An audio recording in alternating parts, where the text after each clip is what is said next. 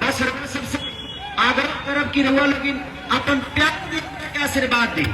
इससे ज्यादा खेसरिया के कुछ चाहिए ना। धन संपत्ति जितना कमाए के बाद उससे ज्यादा कमा चुकल बनी हो।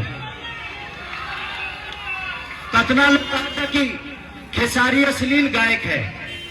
मैं गाना हो सकता है गलत गाया होगा, लेकिन मेरे गलत गाना की वजह से यहाँ का रूप खराब नहीं हुआ है। मेरे गलत गाने की वजह से यहाँ की नाले में पानी नहीं भर रहा है। वो एक संगीत था, वो एक कला था। मैंने भजन भी गाया है, तो भजन के लिए कोई नहीं बोलेगा, बट कोई नहीं।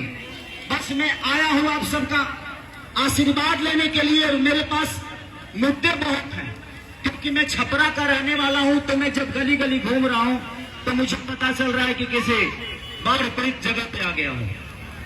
तो मुझे अपने छपरा को खुद से भी बेहतर बनाने का काम करना है, और जितना हो सके मैं प्रयास करूंगा।